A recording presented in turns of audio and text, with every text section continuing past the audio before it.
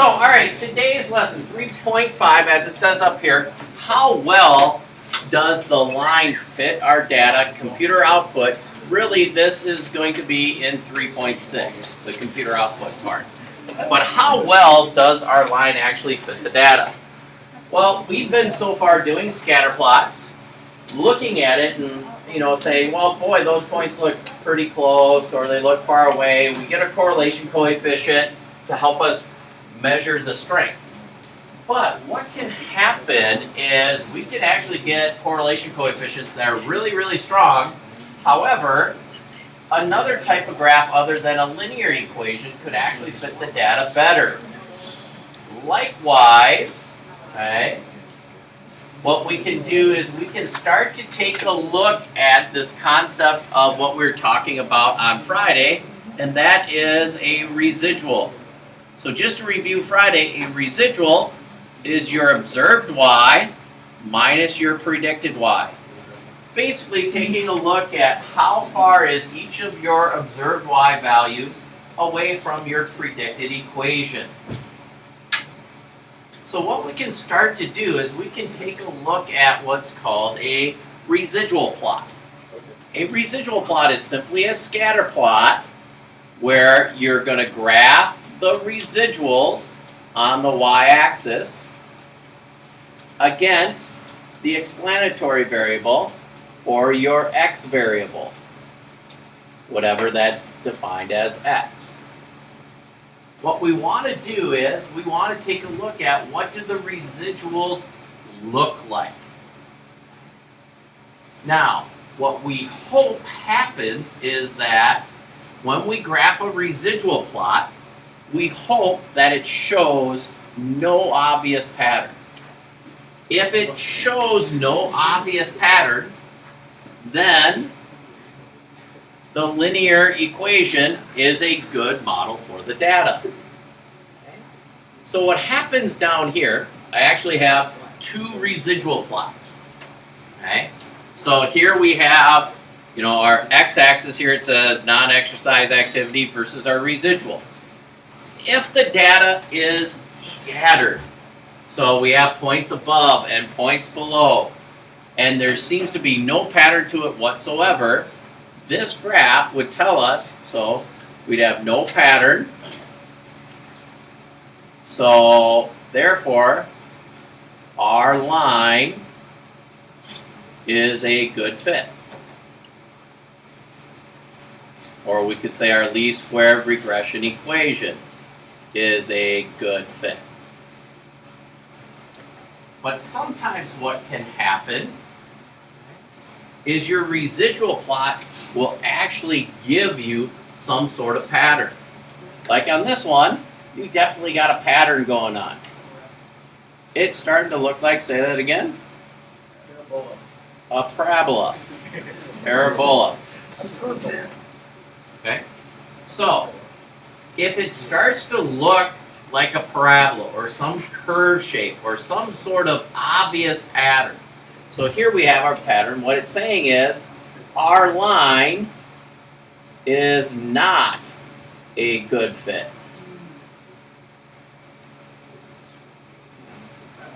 Basically, some other model is going to fit the data better.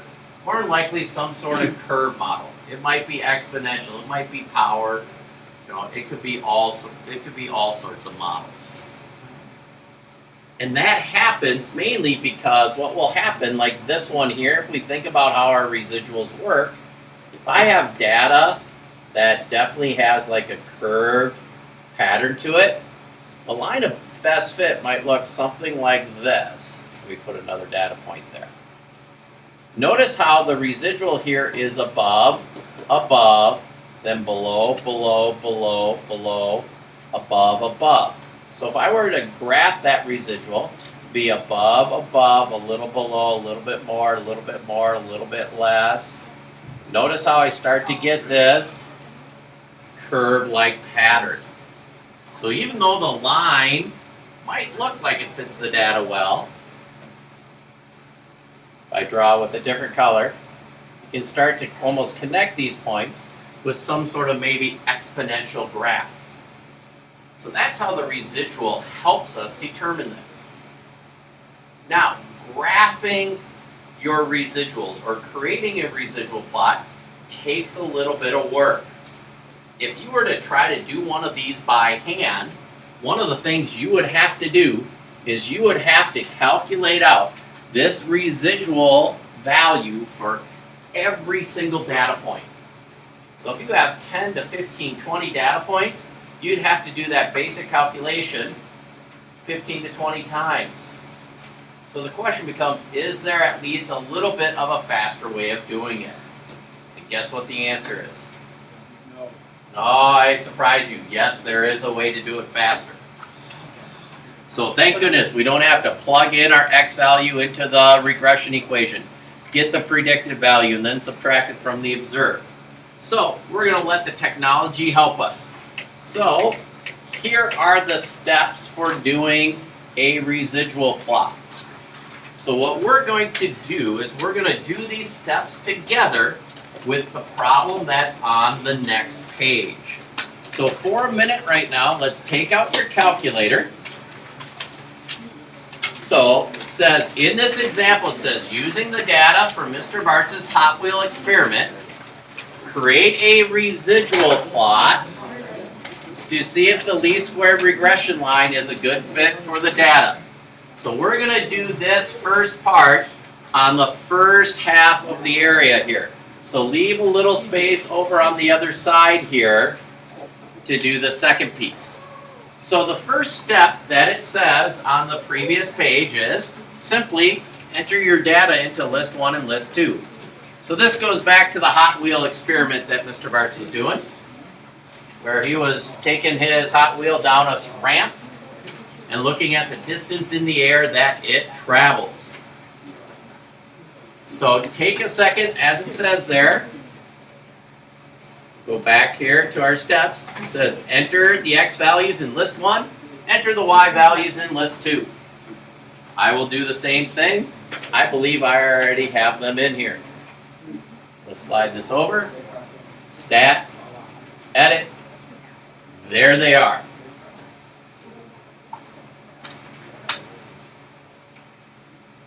Give you a little bit of time yet to do so. Those of you watching it at home, I would suggest pausing the video. Well, actually, you might not have to. Why are we in there? You could be from Friday. Maybe it's data from Wednesday. I reuse data in different notes. All right, anyone still need a second to get your data ends? Beautiful. So now, step 2 says, find the least squared regression equation. So just like what we were doing in the past, where we try to find the correlation coefficient in the least squared regression equation, you actually have to do that to do a residual plot. If you forget to do this for a new set of data, you could get bad residuals. Okay? So, just to review, stat, calculate, number 8, hit enter. Now you might be going, well, okay, here's my slope, here's my y-intercept of my equation. This doesn't give me my residual plot. You are correct. But what it does is this. When your calculator calculates out the slope and y-intercept for your regression equation, in the memory, when you turned on those diagnostics, it's calculating out your residual values for you. It actually has it stored somewhere in your calculator. We just have to find it. So you gotta do step 2. This is a must every single time. Students will forget to do that. And then when they'll grab residuals, they'll be like, why does my residual plot look like this? Looks exactly like the one I just did in the previous problem. Albeit that's because you didn't do the linear regression equation for your new set of data. So now, where in the world are these residuals hidden? Right? That's what step 3 is all about. It says, next, go to Stat, under Edit, go ahead and select Edit, and it says, highlight list 3.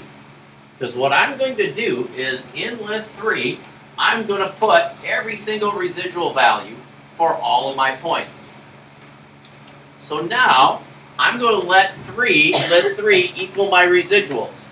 To get to my residuals, I go second, stat, and then I got to scroll down to either number 7 or number 8 for most of you. Whoops, for me it's number 8. My calculator's having some fun here. It might even be farther down depending on what stuff you have in your calculator. But for most calculators, it's going to be number 7 or number 8. You'll look for this word that says resid. These are where your residuals hide.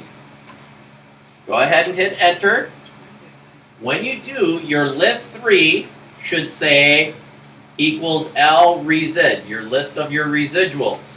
If you hit enter one more time, bam, it gives you every single residual value for every single data point. So now, I want to take a look at what this graph looks like. So a scatter plot, and I'm just going to jump to the second page here to start drawing this. Every single residual graph that you draw, as noted by the definition, will have your residuals on the y-axis. On the x-axis is going to represent whatever is your x values. So in here it's the height of the ramp. Right. So if I look here, all right, here's the height of my ramp. It goes from 1 all the way up to 5, so I can go ahead and start drawing this. 1, 2, 3, 4, 5. So I know it's going to at least look like this. I now just need to figure out where do all my wonderful fun points end up. So let's let the calculator now graph my scatter plot. So according to what my residual plot should be, if I go second y equals, and I go up to my stat plots, I'm going to turn the first one on. I want to do a scatter plot, but I don't want to do list 1 and list 2. A residual plot is list 1, the height of the ramp, versus my residuals. Where are my residuals located? List 3. So I go second, 3. Once I have that selected, zoom 9. Zoom 9. Voila. So if I look at this residual plot, does there seem to be an obvious pattern? I don't see any like parabola or anything that's looking like resembling a specific type of graph. Now the question is, how do I actually graph this?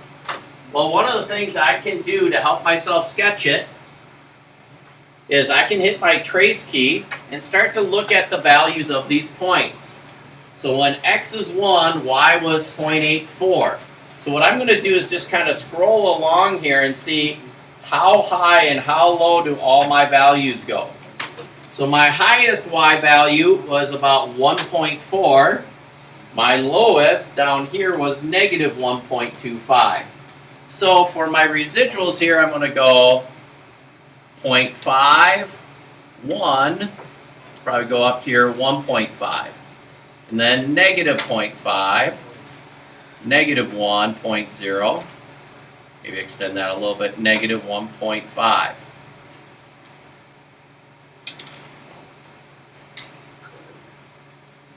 So now I'm going to graph each and every single one of these points.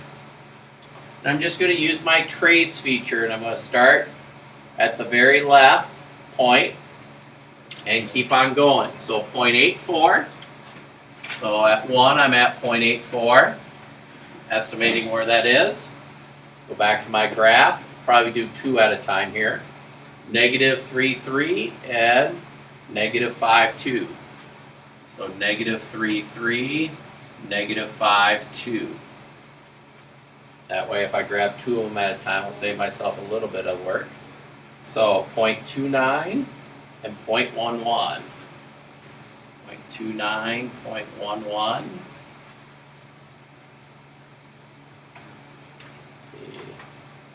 Negative 0.07 and negative 1.25. 0.07, negative 0.125.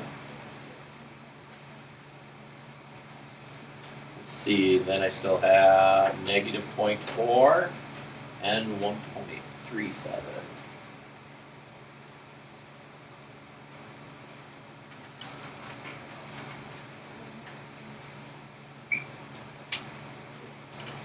Pull my calculator again.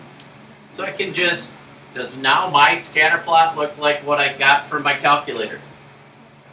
Pretty good? Alright, now, once you graph your scatter plot, you still need to describe what this is saying. Do we have an obvious pattern? No. So, we would say something like this. Since we have no obvious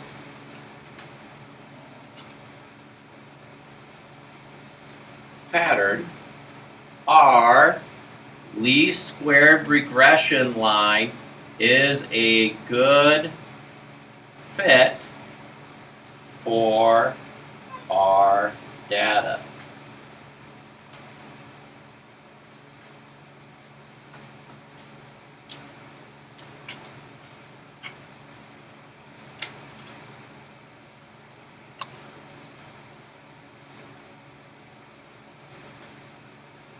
Now, if there was a pattern, then we would say our least squared regression line is not a good fit for our data.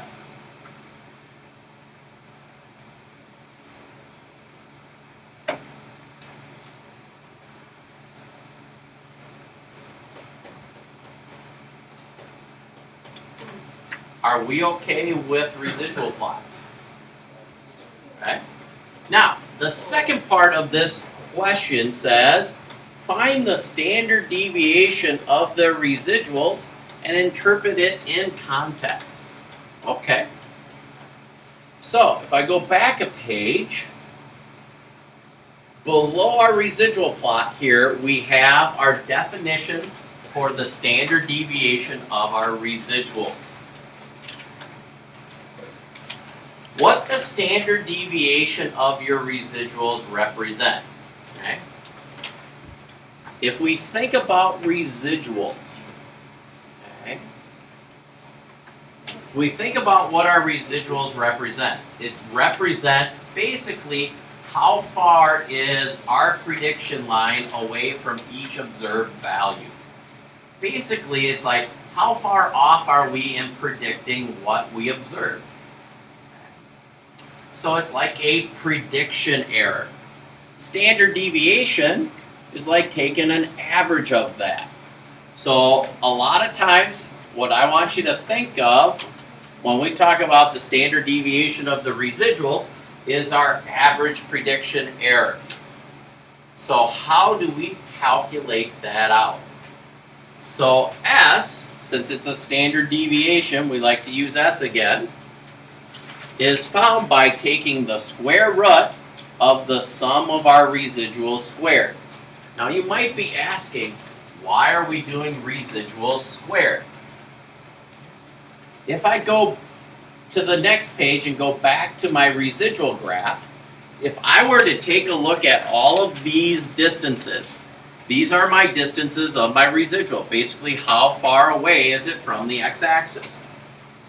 If I take all the ones above here and add them up, to all the ones that are below, guess what number they will actually add up to?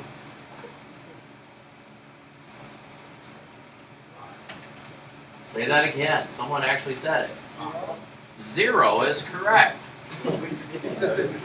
I heard someone go 0. Okay? So, if you add up all the positives and all the negatives, they're going to cancel each other out and add up to 0. So the problem becomes, well, all the time our residuals will add up to 0. There's no way to find the average of 0 is just 0. So, even though these have distances away. So, to counter that, whoops, wrong direction, how the formula deals with it is it takes every single residual value, squares it, and adds them up. So now, this is where we're going to let the calculator help us out.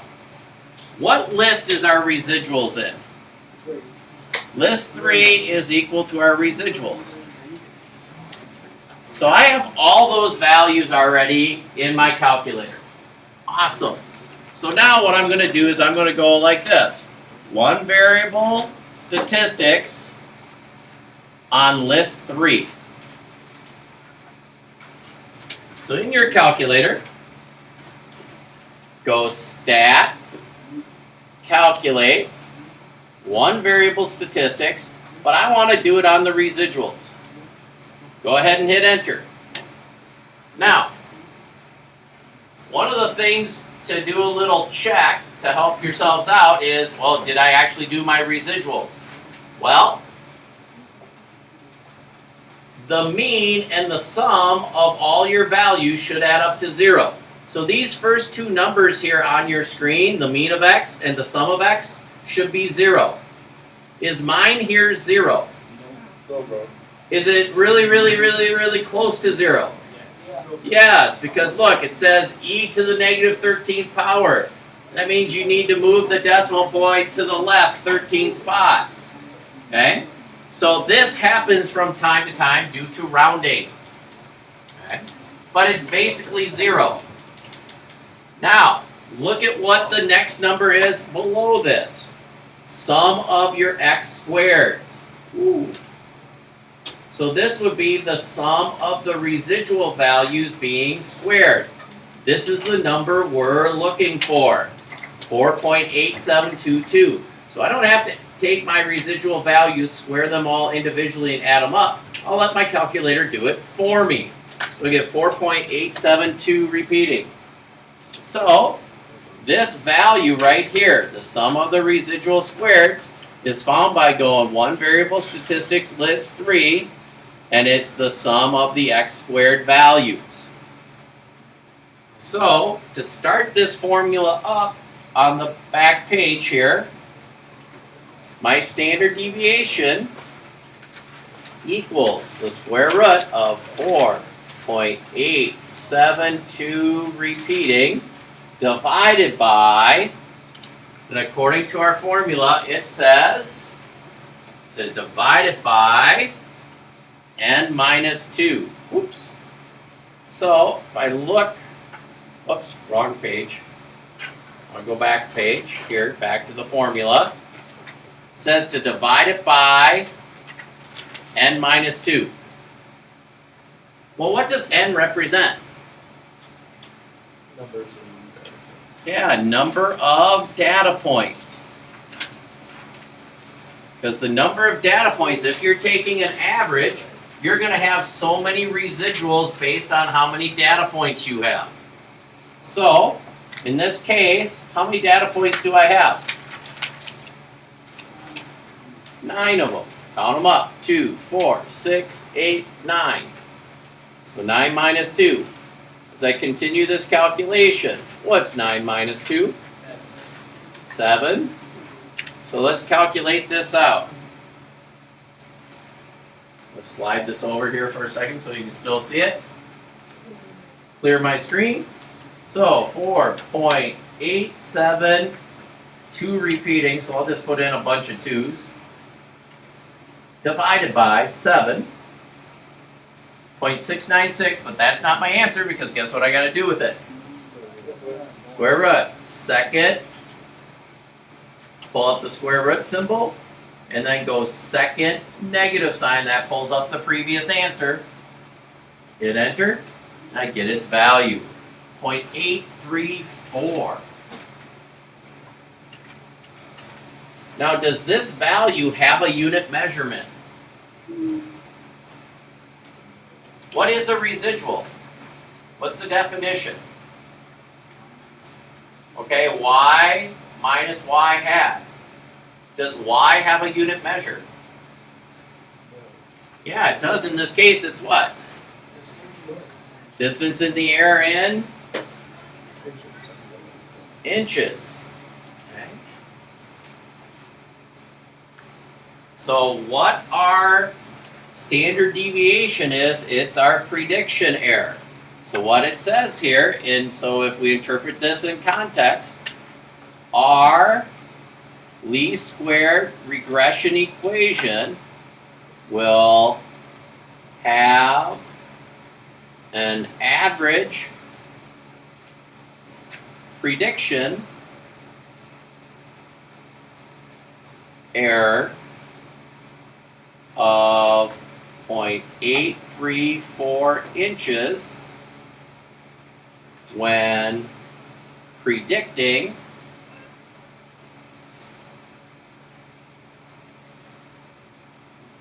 distance in the air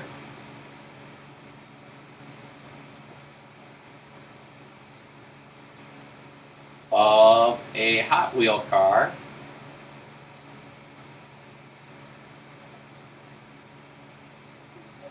at a given ramp height.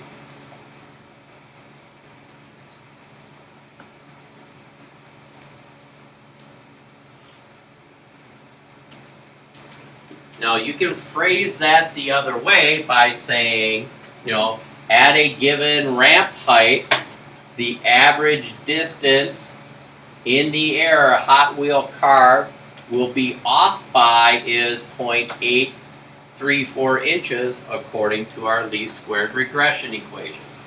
So you can flip that around in your description.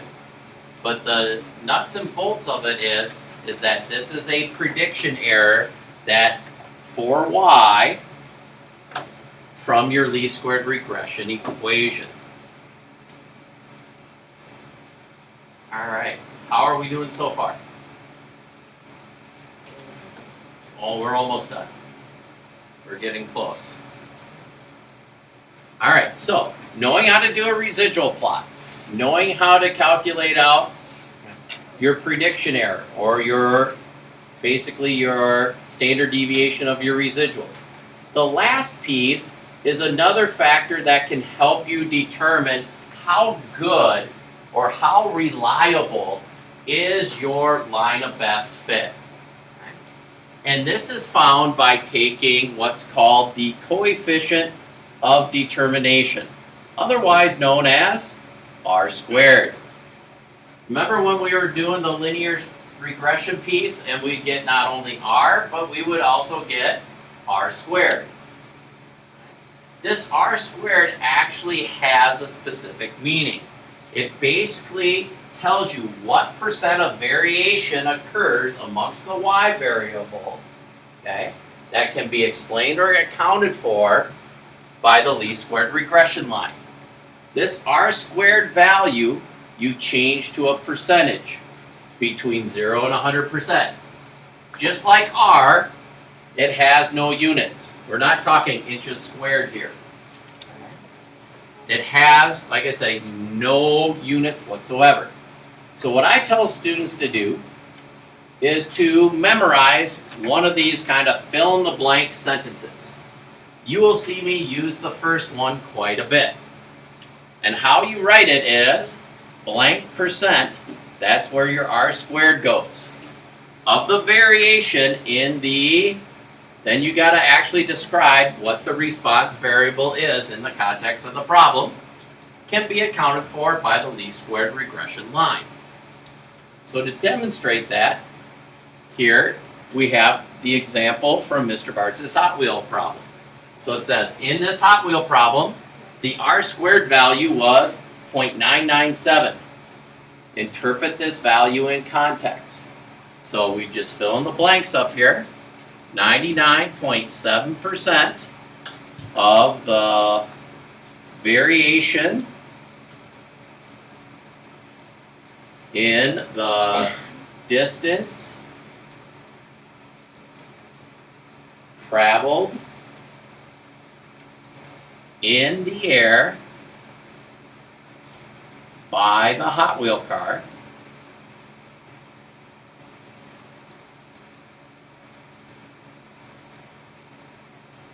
can be accounted for by the least squared regression line. So I basically put in that. There's the response variable piece that I filled in. But everything else is basically the same each and every time. 99.7%. That's pretty darn good. That's close to 100% of the variation. That means this line is pretty accurate in predicting the ramp or the distance in the air this Hot Wheel is going to travel at any given ramp height. All right, any questions with 3.5? All right, if you would.